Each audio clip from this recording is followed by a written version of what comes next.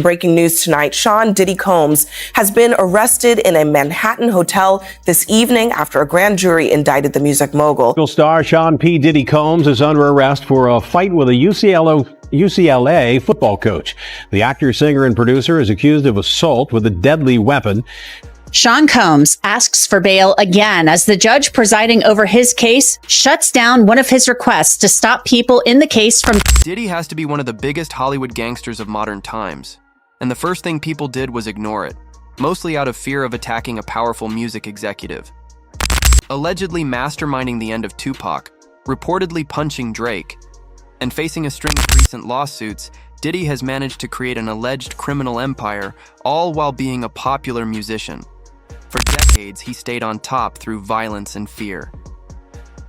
Join me today as we dive into the dark side of Sean Diddy Combs and explore why people were so afraid of him for so long.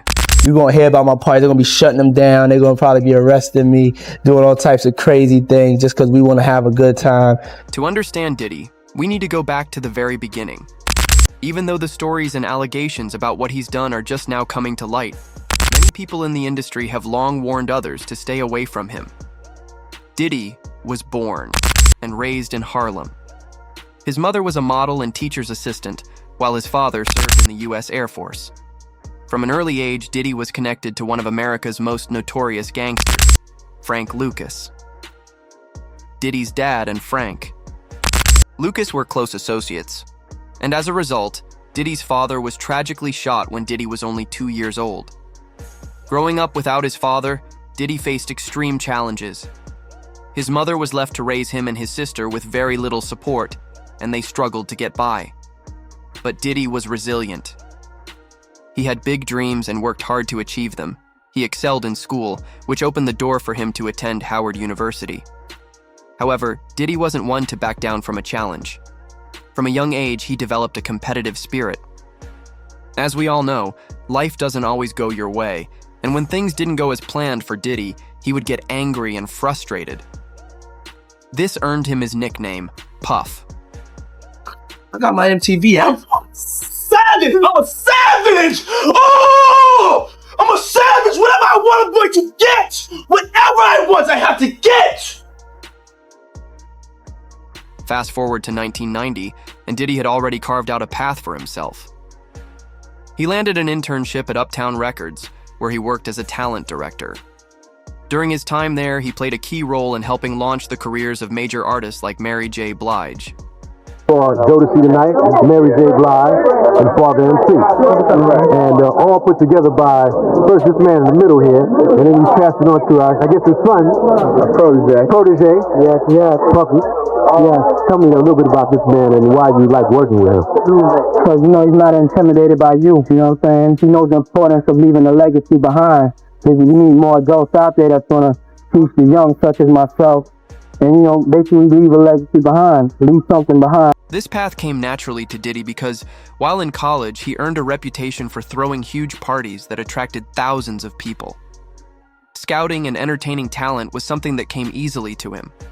Your parties are the hottest ticket around. They won't even give me a permit for the parties, man. They don't want me to throw the parties no more. But we ain't gonna stop. We're gonna keep on having fun, bringing people together from all walks of life. At this point, it was clear that Diddy had his eyes set on becoming one of the biggest names in the entertainment industry, but little did anyone know the extreme lengths he was willing to go to achieve this goal. Ever since entering the business, Diddy had been surrounded by a cloud of scandal and allegations, but nothing ever stuck. He was just that good at covering his tracks. By 1995, Diddy was quickly becoming a big name in the industry. He made it a point to surround himself with people he could depend on. Back then, Diddy and Suge Knight were close friends until one night when Diddy and his crew from Bad Boy Records were out with Sugi's Death Row Records crew. They were celebrating musician Jermaine Dupri's birthday at the Platinum City Club when an argument broke out between Diddy's and Suge's people. The situation escalated to the point where the police had to escort Diddy and his crew out.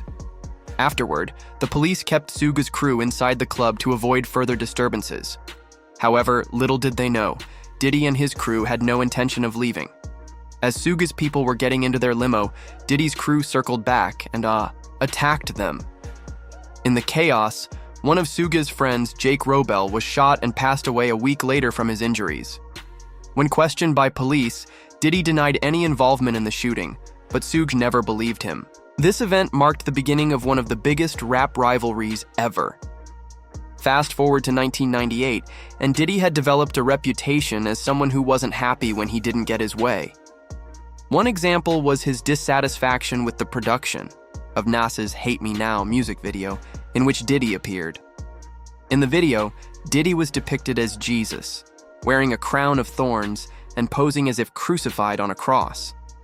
Initially, Diddy approved the final cut of the video, but he changed his mind before its release.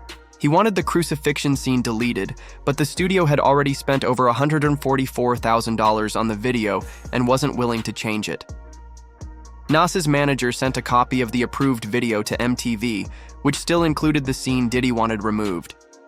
Furious, Diddy barged into Steve Stout's office, who was an executive at Nas's label, and attacked him with a champagne bottle. Diddy was charged with second-degree assault. When asked about the incident, Diddy admitted his actions were wrong and apologized to Stout, saying, "I basically went to his office, and what happened in his office I really can't speak about. But I can say this. The way I handled myself in his office was completely wrong, and I've since apologized to Steve about that, and I felt like I just disappointed myself." But this wasn't the last time Diddy would run into trouble with the law. In 1999, news broke that Jennifer Lopez and Diddy had been arrested while trying to escape from the police. That Puff and Jennifer would at that club, because that was kind of like a very regular hip hop club. No A-list celebrities go there. We had a bunch of ballers in there and a couple of them that were just being extremely antagonistic towards Puffy and his group of friends. From that point forward, alcohol kept flowing and tension kept building. Puffy and Shine allegedly got into an argument with another partier shortly before 3 a.m. Someone tossed a wad of cash at Combs as a sign of disrespect.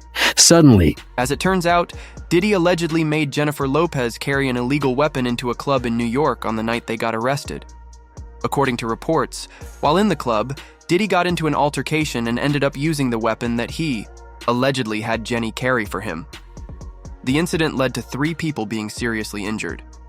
Lopez and Diddy then fled the scene, sparking a police chase through New York that ultimately ended in their arrest. Police later found a stolen weapon in their car. By this time, a run-in with the police was nothing new for Diddy, but it was uncharacteristic for Jennifer Lopez. When the press caught wind of the situation, they went into a frenzy, making headlines, and further fueling the public's fascination with Diddy's controversial lifestyle. The reason Miss Lopez was dismissed is because if you or I went into a car and sat in the back seat and a gun was found in the front, our cases would be dismissed. I want to say to you all face to face, I had nothing to do with a shooting that night in a nightclub, nor did Jennifer. Still, the tabloids kicked into overdrive. There were guns, there was a shooting, there was a car chase, and Jennifer Lopez was prominently part of this picture. She suddenly looked like a gangsta. She wasn't in trouble for anything, but you couldn't get away from the media coverage of how she was involved in the situation. The bad press KO'd a relationship already on the... After the arrest, Jennifer Lopez was released within less than an hour, with all charges against her dropped. However, Diddy had much more to answer for. In addition to the charges he was already facing, prosecutors alleged that he tried to bribe his driver to take the fall for the weapon in exchange for $50,000. When the case went to trial, Diddy was acquitted of all charges. However, one of his associates who was with him that night ended up going to prison for 9 years. Natana Rubin, one of the people injured in the club incident, was particularly upset about Diddy's acquittal. She claimed that she saw Diddy pull out the weapon and use it on her face, but at the time, no one believed her. According to a recent lawsuit, Diddy allegedly bragged afterward, admitting that he did exactly what Natana had accused him of. See that J-Lo broke up with P. Diddy, you would laugh at that. That's, in other words, it's very disrespectful. It's very disrespectful. Made him look bad? Made him look like a bitch. Right. If he go around, he promoted her, he helped her, he took us to a certain level, he gave her that ghetto credibility, and he was like telling her, he believed in her, he told her she can do it. And from the rings, from the chains, and all those type of things, and Natana further added that while they were in court, Jennifer Lopez lied about Diddy having the weapon. She claimed that Lopez denied knowing about the weapon, even though Natana alleged that Diddy had used it during the incident. This added to the controversy surrounding the case, with many questioning the truthfulness of the testimonies and the influence Diddy might have had over those involved. I'd like to see the investigation involving you getting shot at that club be reopened? Absolutely, absolutely. The irony is, there was a grand jury. We all had to go and speak at the grand jury. J-Lo testified at the grand jury, as did many other people. It needs to be reopened, because if that is in fact the case, she carried the gun in and she lied to the grand jury. It needs to be reopened. Natanya Rubin went as far as to allege that Jennifer Lopez failed to mention that Diddy allegedly forced her to carry the weapon in the first place. Natanya admitted that she understood why Jenny might have done what she did to protect herself from Diddy. However, it seems Diddy never learned from this experience. In 2013, after the VMAs, Diddy got into a heated exchange with Kendrick Lamar. Kendrick had declared himself the king of New York on Big Sean's track Control, which didn't sit well with Diddy, who was reportedly very drunk at the time. Diddy allegedly tried to pour a drink on Kendrick to put him in his place, but J. Cole stepped in to intervene. A fight broke out between Diddy and J. Cole, but both men later denied it ever happened. However, J. Cole referenced the incident in his 2021 song Let Go My Hand, saying, "My last scrap was with Puff Daddy. Who would have thought it?" In 2014, Diddy was involved in another altercation, this time with Drake. The two reportedly disagreed over the ownership of the beats to Drake's song 0 to 100. The argument allegedly escalated outside Live nightclub during DJ Khaled's event for Art Basel weekend. Words were exchanged and the situation reportedly turned physical, with Diddy telling Drake, "You will not disrespect me." Then, in 2015, Diddy got into yet another fight, this time with UCLA assistant football coach Sal Alosi. Diddy was present at a practice when Alosi told Diddy's son Justin that he would not receive special treatment just because his father was there. After practice, Diddy and his son went to Alosi's office, where an argument ensued. Diddy allegedly grabbed the coach, leading to him being forcibly removed from the office. As he was being escorted out, Diddy reportedly swung a kettlebell at an intern. These are just a few of the many questionable incidents Diddy has been involved in over the years. And we haven't even touched on the rumored activities or the mountain of lawsuits he's currently facing. So, what do you think? Did the industry keep quiet about Diddy all these years, or were they just too afraid to expose him? Let me know your thoughts in the comments. And don't go anywhere, because this Diddy story is about to take an even darker turn, and you won't want to miss it.